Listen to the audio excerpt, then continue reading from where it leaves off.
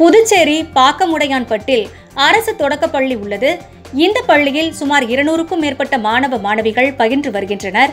பாலைவனமாக இருந்த இந்த பள்ளி தற்போது பசுமையான பள்ளியாக மாற்றப்பட்டுள்ளது. ஆசிரியர்கள் மற்றும் மாணவர்களின் கடின உழைப்பால் இந்த அரசு பள்ளி இன்று மூலிகை தோட்டமாக மாறியுள்ளது.